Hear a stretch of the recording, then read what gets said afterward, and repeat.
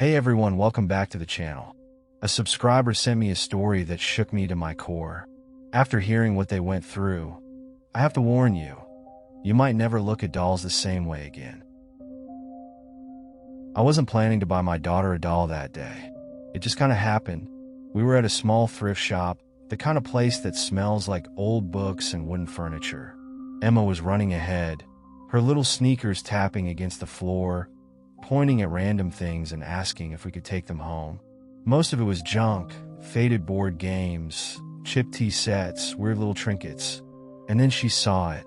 The doll sat on a wooden shelf near the back, propped up like it was waiting for someone. It had long, golden hair, synthetic, a little frizzy at the ends. Its dress was blue, made of some kind of silky fabric, with lace along the edges. Its eyes were glassy, wide open, with those painted-on lashes that never move. But the weirdest part? It didn't have that stiff, plastic look most dolls have. Something about it felt aware. Emma gasped. "She's so pretty." I hesitated. There was something off about it. "Daddy, please." I sighed. It was cheap, and honestly, I was tired of saying no. The old woman at the counter didn't even blink when I set it down. She just ran her fingers over the dress like she was remembering something. "No tag on this one," she muttered. Then she looked up, smiling. "Just take her. No charge." That should have been a red flag, but I didn't think much of it. I just thanked her, took the doll, and walked out of the store with Emma skipping at my side. That night, Emma was thrilled. She spent the rest of the day playing with her new doll, brushing its hair, making up stories. She named it Lucy. When bedtime rolled around, she insisted Lucy sleep next to her. I tucked her in, kissed her goodnight, and left the room. Everything seemed fine until I woke up. At first, I wasn't sure what had stirred me. The house was quiet, the kind of deep, unnatural quiet that makes you feel like something is listening. Then I heard it, a whisper, soft, low, almost too quiet to make out. I sat up in bed, my breath caught in my throat. The sound wasn't coming from my room. It was down the hall. Emma's room. I swung my legs over the bed and stood up. My heartbeat felt too loud in my chest. The door to her room was slightly open, just enough for a sliver of moonlight to spill onto the hallway floor. I stepped closer. The whispering stopped. I pushed the door open the rest of the way. Emma was asleep, her little body curled up under the blankets, her breathing slow and steady. Nothing seemed wrong, but my eyes drifted to the doll. Lucy was sitting up, right next to her pillow. I frowned. Hadn't she been lying down when I tucked Emma in?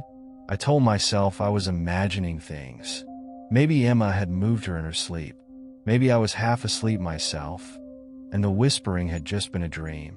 Still, I walked over and gently laid Lucy back down on the bed. Then I left the room, closing the door behind me. Lying back in my own bed, I tried to shake the uneasy feeling creeping up my spine. It was just a doll, just a toy. I told myself that over and over. But for some reason, I didn't sleep at all that night. The next morning, I was exhausted. I kept telling myself I was being ridiculous. It was just a doll. Nothing had actually happened. But that feeling, the one that had kept me awake all night, hadn't left. Still, Emma was as happy as ever, carrying Lucy around the house, talking to her like she was a real person. I tried to ignore the way the doll's eyes seemed to always be looking somewhere else whenever I glanced at it. By the afternoon, I had almost convinced myself I'd imagined everything. And then Emma said something that made my stomach drop. "Lucy talks to me." I was in the kitchen, making coffee. I almost dropped the mug. I turned to look at her. "What?" Emma was sitting on the floor, Lucy in her lap. She smiled, completely innocent. "She talks to me at night." I forced a chuckle. "You mean in your dreams?" "No," Emma shook her head. "She whispers. She tells me things." A cold sensation crawled up my spine. I crouched down next to her. "What does she tell you?" Emma just giggled. "It's a secret." Something about the way she said it sent a chill through my chest. I picked up the doll and examined it. There was no button, no speaker, nothing that would explain a voice coming from it. It was just an old, stuffed doll with glassy eyes and a stitched smile. Still, I told myself Emma was just pretending. Kids have wild imaginations. That night, I made sure she was tucked in tight. I placed Lucy facing away from the bed, just in case. Then I went to my own room and shut the door. I didn't sleep right away. I kept waiting for that strange feeling to creep back in. I told myself I was being paranoid, and then I heard it, whispering, soft, almost too quiet to hear. I froze, my heart pounding. It was coming from down the hall, from Emma's room. I sat up, straining to listen. It wasn't Emma's voice. It was lower, scratchy, like someone speaking through a crack in a door. I shot out of bed and hurried down the hall. My fingers trembled as I pushed open Emma's door. The whispering stopped. Emma was asleep, but Lucy was sitting up again. Not just sitting, facing the door, like it had been watching. I swallowed hard, my hands shaking as I grabbed the doll and turned it over in my hands.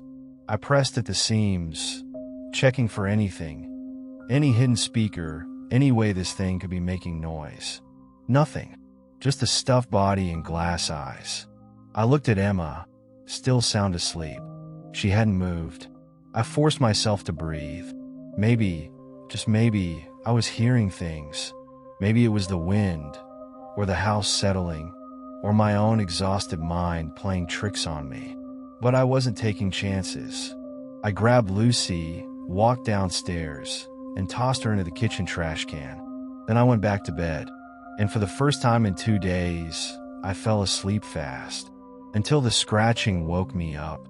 Light, slow, coming from the other side of my bedroom door. I sat up, my heart hammering. Scratch, scratch, scratch. I reached for my phone. It was 3:12 a.m. I swallowed hard. Emma. I called out, my voice hoarse. Silence. I slowly got out of bed, moving toward the door. The floorboards creaked under my feet. Scratch, scratch. I reached out, gripping the doorknob. My breath felt too loud in the quiet room. I yanked the door open. Nothing was there.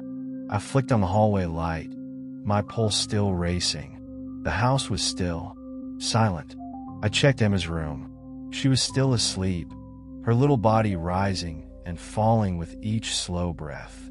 For a second, I let myself relax. Maybe I'd imagined it.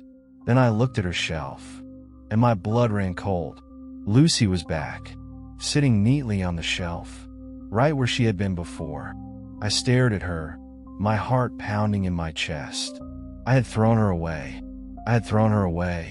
I felt my hands clench into fists. My brain scrambled for an explanation. Had Emma pulled it out of the trash? No. I would have heard her. And why would she put it exactly where it had been? I took a step back, my breath shaky. Something wasn't right. Something was very, very wrong. I didn't sleep the rest of the night. I just sat there, staring at the doll on the shelf, my mind racing. I kept trying to come up with a reasonable explanation. Maybe I'd imagined throwing it away. Maybe Emma really had grabbed it from the trash and put it back. But no matter how much I tried to convince myself, I knew that wasn't true. I knew I had thrown it away, and yet it was back. By the time morning came, my exhaustion had settled into something else. Frustration. I grabbed the doll from the shelf and took it downstairs. Emma was still asleep, so she wouldn't see.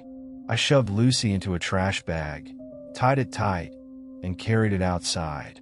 This time, I didn't just dump it in our bin. I walked 4 houses down and tossed it into someone else's trash.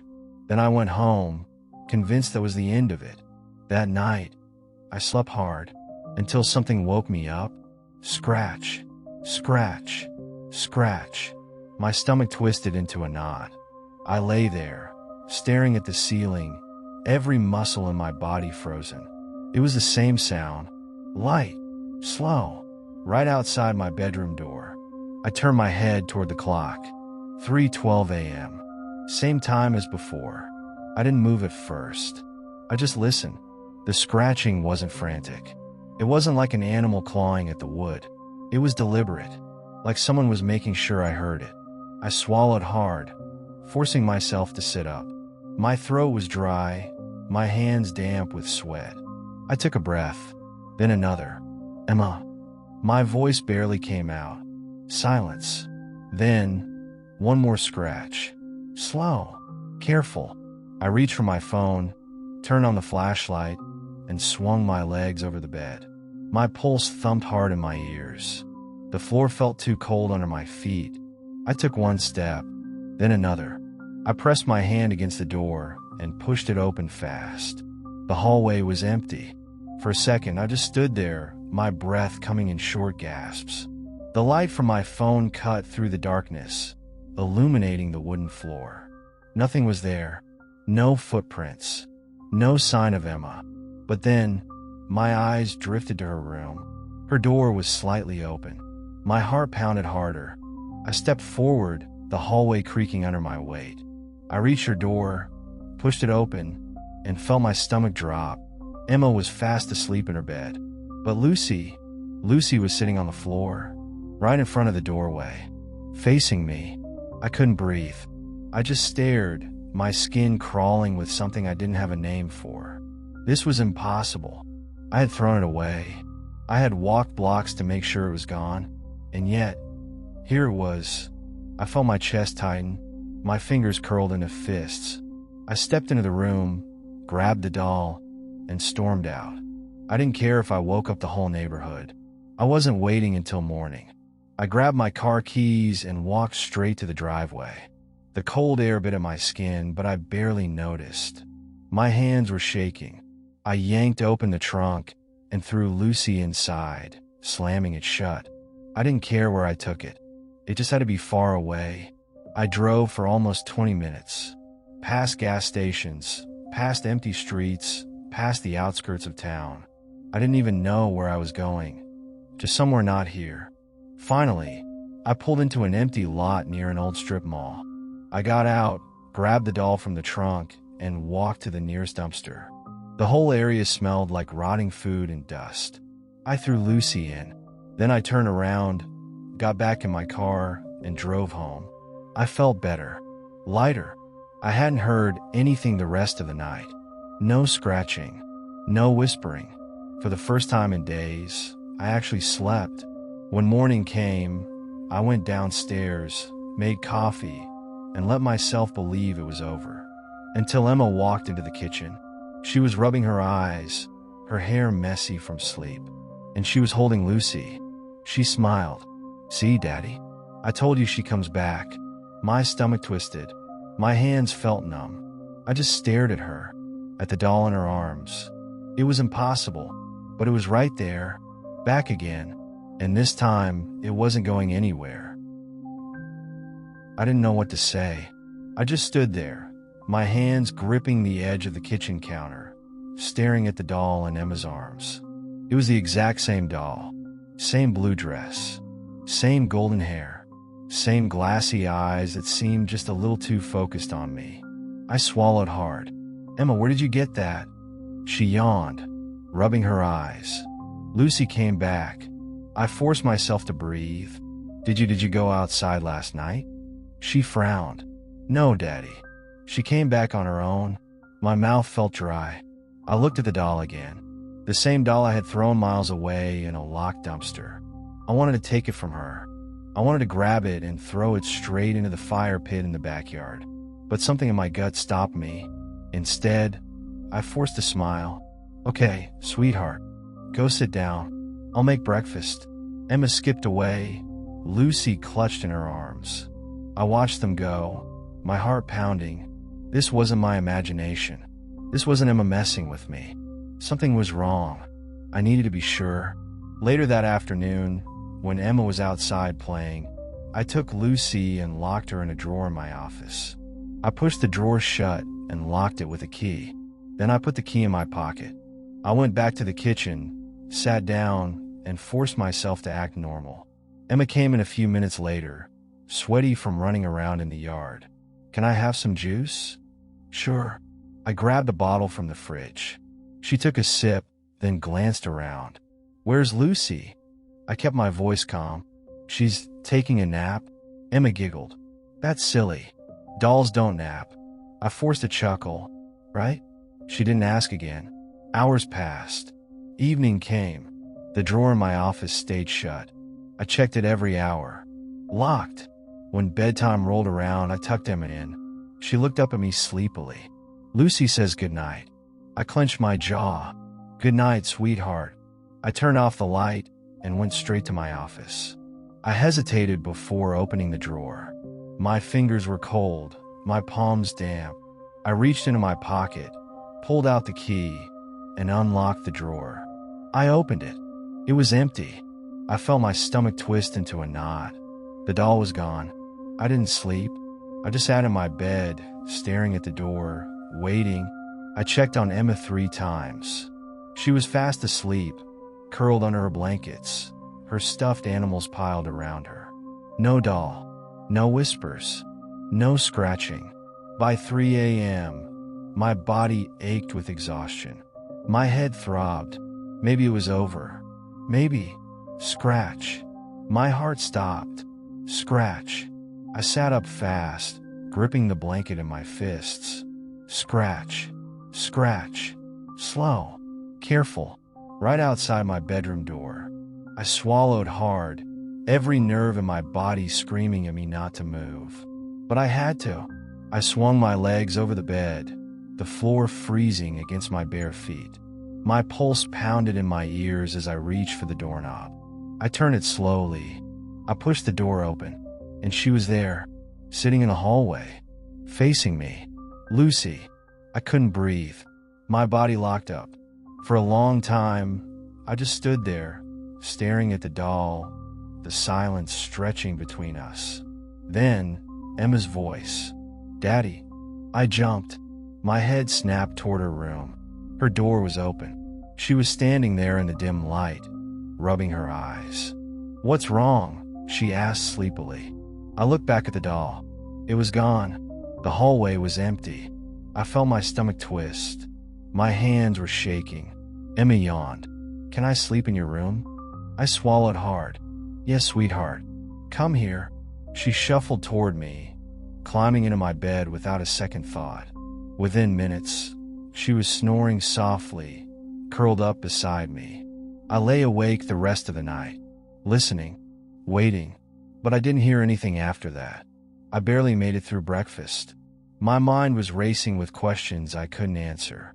I needed to get rid of Lucy. For real this time. I waited until Emma was distracted with a cartoon. Then I searched the house.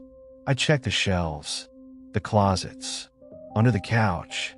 Nothing. I went to Emma's room. My breath caught in my throat. Lucy was back on the shelf, sitting exactly where she had been before, like she had never moved at all. I grabbed her, holding her tight in my hands. The fabric felt cool, the glassy eyes staring blankly past me. I wasn't losing my mind. This was real, and I had to end it tonight. I couldn't keep doing this. I needed proof. I needed to know how Lucy kept coming back. If Emma was moving the doll, I had to catch her doing it. If something else was happening, I didn't even want to finish that thought. So I came up with a plan. That night, after Emma fell asleep, I set up a camera in her room. It was an old baby monitor I still had from when she was younger. It had night vision, motion detection, and even recorded sound. I placed it on her bookshelf, making sure it had a clear view of the room. I angled it right at Lucy. Then I went to bed, my phone next to me connected to the live feed, and I waited. I must have dozed off because when I opened my eyes, my phone was buzzing. Motion detected. My chest tightened. I sat up, grabbing the phone with shaky hands. The screen showed Emma's room in eerie black and white. She was still in bed, not moving. But Lucy was gone. I swallowed hard, rewinding the footage. The recording played in silence. Emma was sound asleep. The doll sat perfectly still on the shelf. Then, at exactly 3:12 a.m., the screen glitched. Just for a second. A quick flicker. And when the video cleared, Lucy wasn't there anymore. I felt my skin crawl. I scrubbed the footage back and forth, frame by frame. There was no movement, no sign of the doll falling, no sign of Emma waking up. 1 second, Lucy was there. The next, she was gone. Then I heard it, a whisper. The audio picked up something, a voice. But it wasn't Emma's. It was low, scratchy, almost like it was coming through a bad radio signal. I couldn't make out the words, but it sent a cold shiver down my spine. I turned the volume up. The whispering grew louder. It wasn't one voice. It was several, like a group of people whispering at the same time. Then the screen flickered again. For half a second, I saw something in the corner of Emma's room. A shadow, tall, thin, standing by the bookshelf. And then, static. The recording cut out. My phone screen went black. I stared at my phone, my hands clammy. I tried reopening the app. The screen flashed, then froze. The file was corrupted. I tried again. Nothing. It was gone, like it had never recorded in the first place. I turned to look at my bedroom door. It was slightly open. The hallway was pitch dark. I didn't want to check. I didn't want to know. But I had to. I forced myself to get up, my legs feeling stiff and heavy. I stepped into the hallway, my breath shallow. Emma's door was open. I peeked inside, my heartbeat slamming against my ribs. She was still asleep, curled up in her blankets. And Lucy was back on the shelf, right where she had started, like she had never moved at all. I backed away from the door, my body covered in cold sweat. I couldn't do this anymore. I was done playing this game. I grabbed the doll, my fingers gripping the fabric, so tight my knuckles turned white. I walked straight to the fireplace downstairs, threw Lucy inside, and grabbed the box of matches. My hands shook as I struck one. A small flame flickered to life. I stared at the doll, its glassy eyes reflecting the firelight. For a second, I thought I saw something, a shift in its face, like its stitched smile had grown wider, like it knew. I clenched my jaw and dropped the match. The flames caught fast. The dress curled, blackening at the edges. The hair melted. The fabric twisted as the fire spread. I watched Lucy burn, watched until she was nothing but ash. Then I sat back, my whole body trembling. It was over. It had to be. I went to bed that night feeling lighter than I had in days. I had done it. I had ended it. No more whispers. No more scratching. No more Lucy. I closed my eyes, my body aching for sleep. And for the first time in a long time, I felt safe. Until scratch, scratch, scratch. Right outside my bedroom door. My eyes shot open. My blood turned to ice. Slowly, I turned my head toward the door. The scratching was louder this time, more forceful. I reached for my phone with shaking hands. 3:12 a.m. I swallowed hard. My entire body felt frozen in place. Then, a voice, soft, right outside the door. A whisper, "You shouldn't have done that." I couldn't move. I just sat there, frozen in my bed, staring at the door. The voice, that whisper, had been right outside. "You shouldn't have done that." The words echoed in my head, slow and deliberate, like whoever said them wanted me to hear every syllable. I wanted to believe I imagined it, that my exhausted brain had made it up. But then, scratch, scratch. My stomach twisted. It was still there, right outside my door. I gripped my phone, my hands shaking, and turned on the flashlight. I took a slow, shallow breath and forced myself to move. I swung my legs over the side of the bed. The wood was cold under my feet. I stood up. The scratching stopped. The silence felt heavier than the noise. I reached out, fingers trembling, and slowly pushed the door open. The hallway was dark, still, empty. For a second, I thought maybe, just maybe, it was over. But then I looked down, and my breath caught in my throat. Lucy was sitting there, right in the doorway, face tilted up, looking at me. I felt sick, my whole body locked up, my mind racing to make sense of it. I had burned her. I had watched her turn to ash. And yet, she was back. Her dress was untouched, her hair perfect, like nothing had ever happened. And then, she moved, just a little, a twitch. I swear I saw her head tilt slightly, like she was listening, like she was waiting for me to react. I stepped back into my room and slammed the door shut. I locked it. Then I sat down on the bed, my heart pounding so hard I thought I might pass out. This wasn't just a doll. This wasn't just some trick. Something else was in my house. Something that didn't want to leave. The next morning, Emma was different. She wasn't giggling. She wasn't running around the house, making up stories. She just sat at the table, staring at her cereal, spoon motionless in her hand. I crouched down next to her. "Hey, sweetheart, you okay?" She nodded, but she didn't look at me. "Did you sleep well?" She shrugged. Then she said, "Lucy doesn't like you." A cold sensation crawled down my spine. I forced a smile. "Oh yeah." Emma looked up at me then, and for the first time, I felt uneasy looking at my own daughter. Her eyes seemed distant, like she was looking past me. "She says you're mean." I swallowed hard. "Emma, Lucy isn't real. She's just a doll." Emma blinked slowly. Then she smiled. A small, eerie smile. "She says you shouldn't have tried to get rid of her." I didn't know what to say. I just stood up, muttered something about needing coffee, and walked away. My hands were clammy. My mind was racing. Emma was never like this.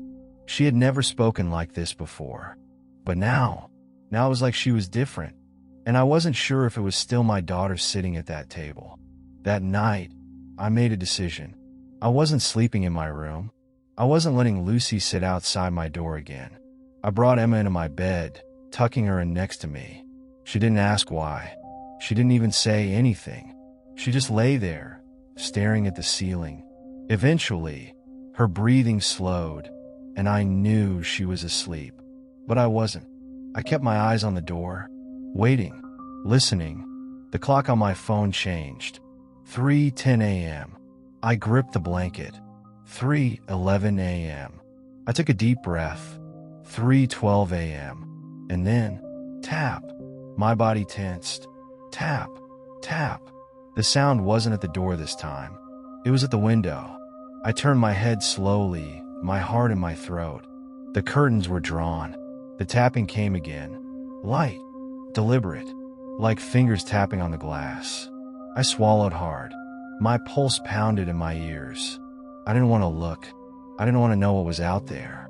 But I had to. I reached over, hands shaking, and pulled the curtain aside. Nothing. The window was empty. The street outside was still. No movement. No shadows. Nothing. I let out a shaky breath and closed the curtain. Then I turned back toward Emma and almost screamed. She was sitting up, her eyes wide open, her face completely blank. "Emma," I whispered. She didn't blink, didn't move. For a second, I thought she wasn't even breathing. Then, in a soft, slow voice, she said, "She's inside now." I barely slept. Emma had gone back to sleep like nothing happened, curled up under the blankets, her breathing slow and steady. But I couldn't close my eyes. Not after what she had said. "She's inside now." Those words echoed in my head over and over. I had no idea what she meant, but I knew one thing for sure. This wasn't just a doll. This was something else, and I had to find out what. The next morning, I did something I should have done from the start. I researched the doll. I didn't even know where to begin, so I started with the thrift shop where I got it. But when I searched online, I found nothing. No website, no listed address, not even a mention of it. It was like the place didn't exist. A chill ran down my spine. I knew I had been there. I remembered walking inside, remembered the dusty shelves and the old woman behind the counter. But when I checked the map, the spot where the shop had been was marked as an empty lot. That didn't make sense. I tried looking up antique dolls, haunted dolls, anything that might explain what was happening. Most of what I found was ridiculous. Urban legends, stories from ghost hunters, old myths.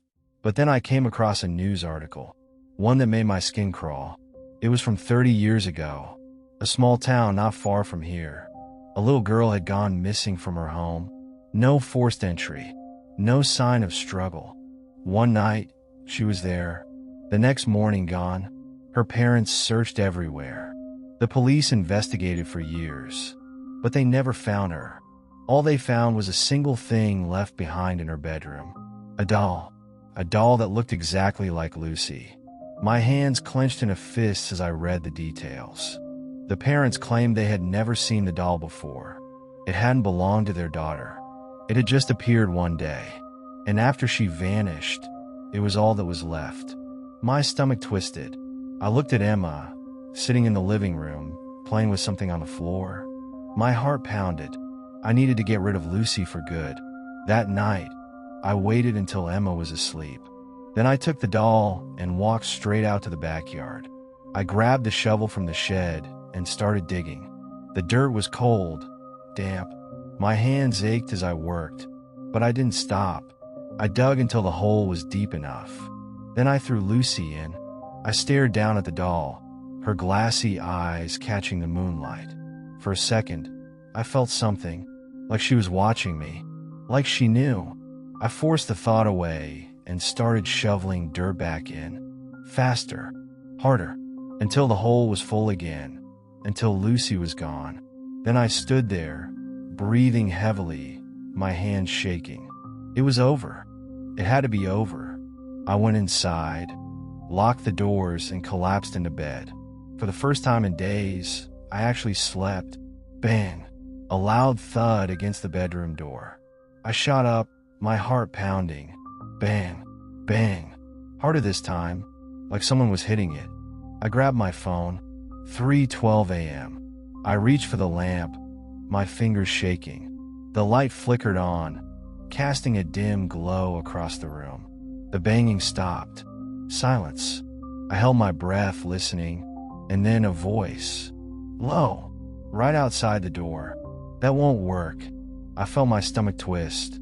My hands clenched into fists. I didn't move. Then, slowly, the doorknob started turning. I couldn't breathe. I just watched, frozen, as the handle twisted left, then right, testing the lock, trying to get in. I wanted to scream, but my voice was caught in my throat. And then, it stopped. Everything went silent.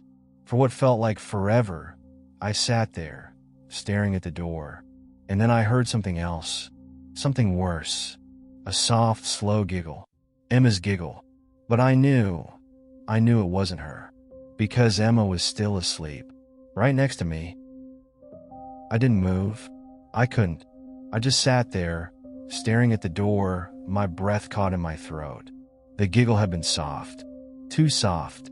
Like someone was whispering laughter just behind the wood. And Emma was still beside me, still asleep. My mind raced. My body was stiff with fear, every nerve screaming at me to do something. But what? I reached for my phone, my fingers slick with sweat. The screen lit up. 3:13 a.m. The silence in the room felt thick, heavy. I could still feel it. Something standing on the other side of that door. Then a click. I stiffened. The lock turned. I watched in horror as the doorknob twisted all the way. Slow. Controlled. It was unlocking itself. I sucked in a sharp breath and lunged forward, slamming my weight against the door. It shut with a heavy thud, the knob jerking under my hands as if something had been pulling it open. I gritted my teeth and threw the lock back into place. Silence. Then, 3 slow knocks. I felt like throwing up, my back pressed against the door, my body trembling. I turned my head to the side, listening. I swear I could hear breathing. Shallow, right on the other side. Then a whisper. Emma, wake up. My heart almost stopped. I turned, my eyes darting to the bed. Emma was still asleep, her breathing slow, steady. But then, her eyes fluttered open. I felt my stomach twist. For a second, she just stared at the ceiling. Then, very slowly, her head turned toward the door. She smiled, a small, sleepy smile. Then she whispered, "She's coming in now." I was shaking. Emma sat up, rubbing her eyes, completely calm, like none of this was wrong, like she expected it. I forced my voice to stay steady. "Emma, go back to sleep?" She yawned. "I can't. She wants to talk now." I swallowed hard. "Oh." Emma's eyes flicked toward the door. "Lucy." The room felt colder. I pulled Emma closer, wrapping an arm around her. "There's no Lucy," I said quietly. "It's just a doll." Emma giggled. "No, Daddy." She leaned in closer. "She's not a doll anymore." The way she said it, matter of fact, certain, like she knew something I didn't. A sick feeling spread through my stomach. Then a thump, not on the door, on the ceiling. My breath caught in my throat. I looked up. Another thump, heavy, slow, like something was crawling above us. My grip on Emma tightened. "We're leaving," I whispered. She didn't argue. She just smiled. I grabbed Emma and my keys, not stopping to grab anything else. We moved fast, down the stairs, past the living room. The whole house felt wrong. The air was heavier. The shadows stretched longer. I reached for the front door, fumbled with the lock, and, leaving so soon, the voice came from behind us. I spun around, pulling Emma behind me. Nothing was there, but I felt it. Something watching, something waiting. I didn't waste another second. I yanked the door open and ran outside, Emma clinging to my hand. The night air hit me like a slap. I sucked in a deep breath and kept running, straight to the car. I threw the door open, shoved Emma inside, and jumped into the driver's seat. I jammed the keys into the ignition. My fingers were shaking, so bad I nearly dropped them. The engine rumbled to life. I looked up, and my blood turned ice cold. In the rearview mirror, Lucy was sitting in the back seat, right behind Emma, smiling. I couldn't breathe. I stared into the rearview mirror, my hands gripping the steering wheel so hard my knuckles turned white. Lucy was sitting right behind Emma, the same blue dress, the same golden hair, but something was different. Her glassy eyes weren't lifeless anymore. They were watching me. Emma didn't react. She didn't scream. She didn't even seem surprised. She just turned her head slightly and smiled. "See, Daddy," she whispered. "She doesn't like to be left behind." My stomach twisted. I yanked the gear shift into reverse and slammed my foot on the gas. The tires screeched against the pavement as the car lurched backward. I didn't care where we went. We just had to get out. I twisted around, eyes darting to the back seat. Lucy was gone. My breath hitched. The seat was empty. I looked at Emma. She was staring straight ahead, humming softly to herself, like nothing had happened, like she hadn't just seen that thing in the car with us. I swallowed hard. My pulse was racing. Something was very, very wrong. I drove for what felt like hours. The highway stretched ahead of me, endless and dark. I kept checking the rearview mirror, expecting Lucy to be there again. But she wasn't. Emma hadn't said a word since we left. She just sat there, staring out the window, her fingers twitching in her lap. Then, finally, she whispered, "Daddy, where are we going?" I exhaled shakily. "Somewhere safe, sweetheart." Silence. Then she giggled. Low. Soft. I gripped the wheel tighter. "What's funny?" Emma turned to me, her face still in the shadows. "There's no safe place," she said. A chill crawled up my spine. "What do you mean?" I asked carefully. She tilted her head. "She's already there." My heart skipped. I glanced at the GPS. My stomach dropped. The screen was frozen. The map wasn't moving. The roads weren't changing. I checked the dashboard clock. 3:12 a.m. I felt sick. I knew I had been driving for at least an hour, maybe more, but the time hadn't changed. Like I had never left, like I was still stuck in that moment. And then I saw it. Up ahead, a figure standing in the middle of the road. My foot slammed on the brake. The car skidded to a stop. Dust and gravel kicked up around us. My hands were shaking, my breath coming in short gasps. Emma leaned forward, peering through the windshield. The figure was small, wearing a blue dress, golden hair catching the headlights. My vision blurred. My whole body felt cold. Lucy, standing right in front of us, waiting, smiling. I locked the doors. My fingers fumbled for the gear shift. I had to go. I had to. Daddy. Emma's voice was different. Wrong. I turned my head, and my breath stopped. She was staring at me, her pupils huge and dark, her mouth twitching like she was trying to smile, but didn't know how. I felt my heart drop into my stomach. Emma. My voice barely came out. She blinked slowly.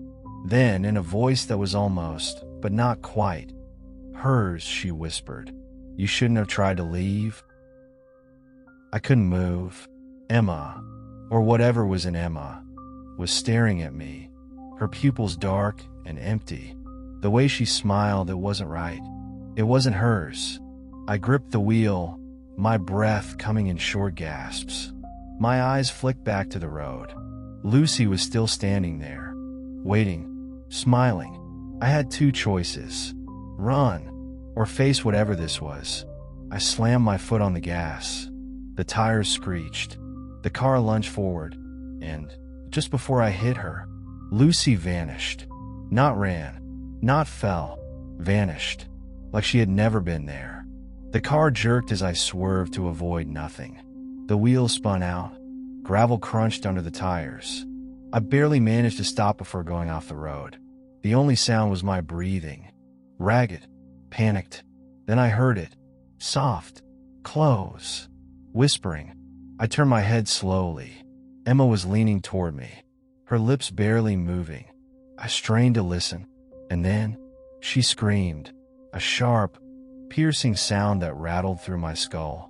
I grabbed my ears, squeezing my eyes shut. "Emma, stop!" The screaming stopped. The silence that followed was worse. I looked up. She was still there, still staring. But now, she wasn't smiling anymore.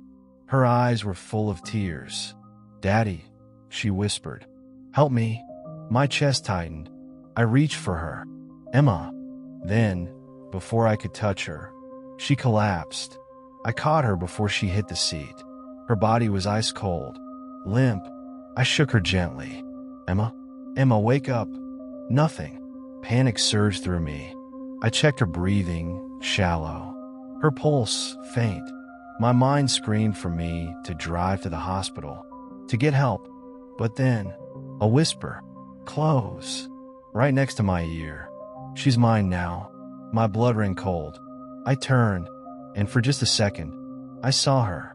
Not Lucy. Not Emma. Something else. A thin figure, just out of focus, standing in the back seat, watching me. Then gone. I gasped, gripping Emma tighter. I didn't think. I just acted. I reached into my pocket, pulled out the only thing I had left, the car keys. My hands were shaking so badly, I could barely grip them. I turned, looked at the empty back seat. Then, voice low, I whispered, "Take me instead." Silence. For a long time, nothing happened. Then, a rush of cold air, the feeling of something moving. And then, Emma gasped. Her body jerked in my arms. I looked down. Her eyes fluttered open. They were hers again. Confused. Scared. "Daddy," she whispered. Relief flooded through me. I pulled her close, breathing hard. "It's okay. You're okay." She clung to me, trembling. "I was lost," she whispered. "I couldn't find you." I squeezed my eyes shut. "It's over," I said. "You're safe now." But I wasn't sure if I was telling her, or myself. I never saw Lucy again. I never found her. When I checked the house, she was gone. No sign of her. No trace. I should have felt relieved, but I didn't, because sometimes, late at night, I still hear it. Soft, faint, scratching at my bedroom door. And I know, deep down, she's still out there, waiting, watching, for the next person to bring her home. A doll that whispers, moves on its own, and refuses to stay gone. Whether you believe it or not, one thing is clear. Some things aren't meant to be owned.